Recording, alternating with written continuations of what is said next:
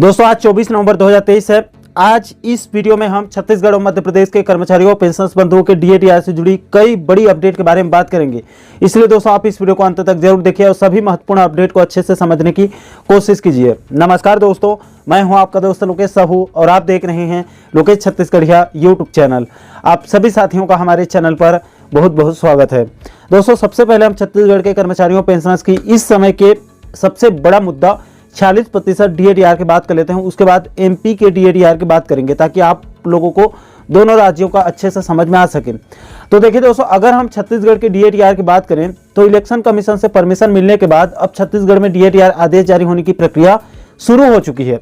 दोस्तों आपकी जानकारी के लिए बता दूं कि कल रात होते होते सामान्य प्रशासन विभाग से अखिल भारतीय सेवाओं के सदस्यों को जो छत्तीसगढ़ में सेवा दे रहे हैं उन अधिकारियों को बाकायदा देय तिथि से एरियस सहित 2 आदेश जारी करके 38% से 42% और 42% से 46% डीए आदेश जारी कर दिया गया है। दोस्तों इसके लिए सभी अधिकारियों को जिनको जिनको इसका लाभ मिलेगा उनको बहुत बहुत बधाई और ढेर सारी शुभकामनाएं हैं। लेकिन दोस्तों इसको लेकर प्रदेश के कर्मचारियों पेंशनर्स का सवाल है कि बिल्कुल इसी तर्ज पर हमें क्यों डीएटीआर नहीं मिलता है। आखिर हम लोग भी राज्य की सेवा कर रहे हैं, आखिर हमारे हक को बार बार क्यों मारा जाता है। और दोस्तों ये नाराजगी बिल्कुल सही और जायज भी है। प्रदेश के कर्मचारियों और पेंशनर्स को भी देय तिथि से एरियस सहित डीएटीआर मिलना चाहिए, क्योंकि हर व्यक्ति को मेहनत करने के बाद उम्मीद होती है कि उसके हक का पैसा दिया जाएगा। लेकिन बीते 4 सालों में बार बार छत्तीसगढ़ सरकार के द्वारा एरियस को डकारने से कर्मचारियों और पेंशनर्स खासे नाराज हैं। इसके बाद दोस्तों अगर हम प्रदेश के कर्मचारियों और पेंशनर्स के 46% डीएटीआर की आज की लेटेस्ट अपडेट की बात करें तो प्राप्त जानकारी के मुताबिक आज सुबह कमल वर्मा सर उन्होंने भी स्पष्ट कर दिया है कि इलेक्शन कमीशन से परमिशन मिलने के बाद सामान्य प्रशासन विभाग और वित्त विभाग के बीच जो भी औपचारिक प्रक्रिया होती है उसको पूरा करके फाइल को मुख्यमंत्री के पास अनुमोदन के लिए जो है वो भेज दिया गया है। उम्मीद जताई जा रही है कि आज शाम रात तक अनुमोदन हो के आज ही वित्त विभाग से भी आदेश जारी होने की बात कही जा रही है। दोस्तों मैंने वर्मा सर से यह भी पूछा कि सर जी डीएटीआर प्रस्ताव को इलेक्शन कमीशन के पास भेजने से पहले तो चीफ सेक्रेटरी साहब का अनुमोदन हो चुका है और मुख्य निर्वाचन पदाधिकारी रायपुर का अनुशंसा भी हो चुका है। ऐसे में चूंकि आचार संहिता है तो क्या अब मुख्यमंत्री की अनुमोदन होना जरूरी है।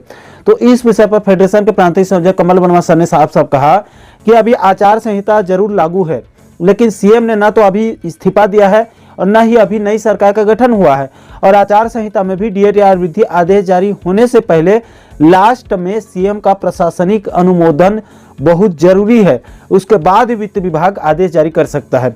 इसलिए दोस्तों आज उम्मीद है कि आज शाम तक सीएम का प्रशासनिक जो अनुमोदन है वो होकर आज ही वित्त विभाग से 46% डीए आदेश जारी हो सकता है। और अगर हम पेंशनर्स की बात करें तो उनके लिए मध्य प्रदेश सरकार से सहमति होने के बाद 46% डीआर आदेश जारी किया जाएगा।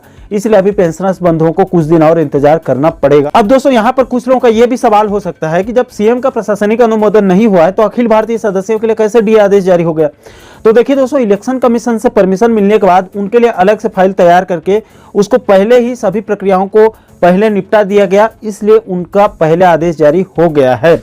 और जाहिर सी बात है अधिकारी लोग हैं अपना तो वो पहले ही देखेंगे, इसमें दो मत की राय नहीं है। इसके बाद दोस्तों बहुत से कर्मचारी और पेंशनर साथियों के द्वारा छत्तीसगढ़ विद्युत विभाग के 46% डीएटीआर को लेकर कमेंट आ रहे हैं।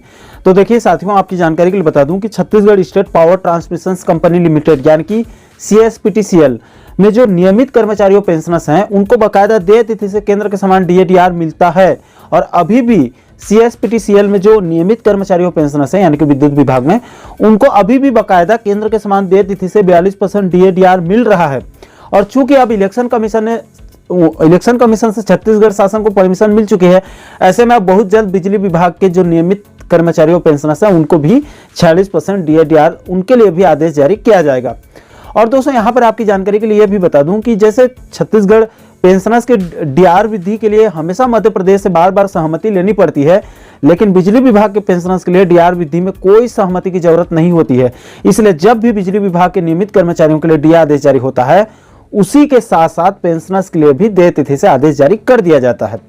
इसके अलावा दोस्तों आपकी जानकारी के लिए यह भी बता दूं कि कल रात को स्वास्थ्य एवं बहुउद्देशीय कर्मचारी संघ के प्रांत अध्यक्ष पंकज पांडे जी ने एक वीडियो हमारे पास भेजा है जिसमें इलेक्शन कमीशन से डीएटीआर अनुमति मिलने के बाद प्रदेश के कर्मचारियों का क्या कुछ कहना है, उसे भी आप एक वीडियो के माध्यम से आगे देख सकते हैं। सभी कर्मचारियों को महंगाई भत्ता बढ़ने से बहुत ही हर्षित हैं और इस चुनावी संगम में जो उन्होंने एक नया पहल किया है, अनूठा काम किया है, उसके लिए हम सब हृदय से आभार प्रकट करते हैं वर्तमान सरकार का। चुनावी व्यवस्था में पूरा लगा हुआ है। इसी के साथ ही आज हमको मैसेज व्हाट्सएप में खबर मिला कि निर्वाचन आयोग हमको 4% दे रहा है, जिसके लिए हम लोग बहुत ज़्यादा, एक तो विश्वास नहीं हुआ क्योंकि ऐसे समय में क्या, ये संवेदनशील समय है जिसमें कोई भी घोषणा नहीं होती है, लेकिन ये जो हमको मिला है सौगात, उसमें हम बहुत ज़्यादा खुश हैं। लेकिन अभी ठीक है, देर आए दुरुस्त आए। यदि आया है 4% तो छत्तीसगढ़ शासन भी शीघ्र ही आदेश प्रसारित करें एवं विधिवत तौर पर इसके लिए अनुमति लेते हुए और कर्मचारियों को 4% डीए की आज ये जो सौगात मिली है उसके लिए प्रयास किया गया है। और कर्मचारियों को जो आशा थी कि दीपावली में ये हमें मिल जाएगा, लेकिन खैर कोई बात नहीं, देर आए दुरुस्त आए। इसके बाद दोस्तों आगे बढ़ते हैं और दूसरे नंबर पर हम मध्य प्रदेश के कर्मचारियों पेंशनर्स बंधुओं के डीए से जुड़ी अपडेट की बात कर लेते हैं। तो देखिए दोस्तों, छत्तीसगढ़ के तर्ज पर मध्य प्रदेश से भी डीए वृद्धि के लिए इलेक्शन कमीशन से अनुमति मांगी गई थी, लेकिन मतदान करीब होने की वजह से इलेक्शन कमीशन ने अनुमति देने से उस वक्त फिलहाल मना कर दिया था। उसके बाद फिर एमपी से दोबारा अनुमति मांगी गई, इसको भी अभी तक इलेक्शन कमीशन से कोई रिस्पांस नहीं मिला है। इस संबंध में कल 23 नवंबर 2023 को मध्य प्रदेश के एक प्रिंट मीडिया में खबर प्रकाशित किया गया था, जिसमें साफ साफ कहा गया है कि इलेक्शन कमीशन ने मध्य प्रदेश को डीए वृद्धि की अनुमति दे दी है। इस संबंध में कल pensioners welfare association Madhya Pradesh के प्रांत अध्यक्ष आमोद कुमार सक्सेना सर से मेरी बात हुई, तो सक्सेना साहब खुद मध्य प्रदेश के मंत्रालय पहुंचकर वहां के अधिकारियों से चर्चा करके बताया कि साहू जी, अधिकारियों के मुताबिक अभी तक मध्य प्रदेश को डीए की अनुमति नहीं मिली है और अधिकारियों का यह भी कहना है कि एक बार फिर से इलेक्शन कमीशन को एमपी से रिमाइंडर भेजा जाएगा, उसके बाद ही कोई रिस्पांस मिल सकता है। हालांकि दोस्तों, अधिकारियों का यह भी कहना है कि चूंकि मतदान से पहले राजस्थान सरकार को अनुमति मिल चुकी है और अब इलेक्शन कमीशन ने छत्तीसगढ़ को भी परमिशन दे दी है और चूंकि मतदान भी संपन्न हो चुका है, ऐसे में मध्य प्रदेश को भी डीए की परमिशन बहुत जल्द मिल सकता है। तो दोस्तों, इन सभी अपडेट से स्पष्ट है कि इलेक्शन कमीशन से अनुमति मिलने के बाद आज कल में सीएम के अनुमोदन के बाद छत्तीसगढ़ के कर्मचारियों के लिए 40% डीए आदेश जारी हो जाएगा। हालांकि देय तिथि कब से होगा वो आदेश जारी होने के बाद ही स्पष्ट होगा। और अगर हम मध्य प्रदेश की बात करें तो वहां से फिर से रिमाइंडर भेजने की तैयारी चल रही है, इसलिए अभी मध्य प्रदेश को डीए वृद्धि के लिए कुछ दिन और इंतजार करना पड़ेगा।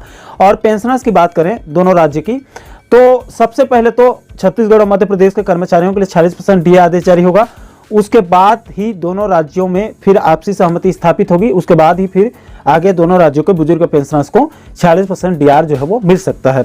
इसलिए अभी दोनों राज्यों के पेंशनर्स को कुछ दिन और सब्र करना पड़ेगा।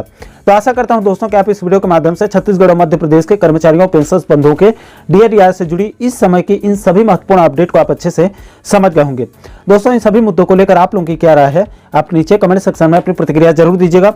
और साथियों, आप आगे भी मध्य प्रदेश और छत्तीसगढ़ के कर्मचारियों पेंशनर साथियों से जुड़ी इसी प्रकार के महत्वपूर्ण मुद्दों पर वीडियो देखना चाहते हैं तो हमारे चैनल को आप सब्सक्राइब जरूर कर लीजिएगा, ताकि आने वाले सभी नए वीडियो का नोटिफिकेशन आप लोगों तक तुरंत पहुंच सके। दोस्तों, अभी के लिए फिलहाल इस वीडियो में इतना ही। मुझे दीजिए इजाजत, मैं मिलता हूं आपसे एक और महत्वपूर्ण मुद्दे के साथ, महत्वपूर्ण टॉपिक के साथ। तब तक के लिए जय हिंद, जय छत्तीसगढ़।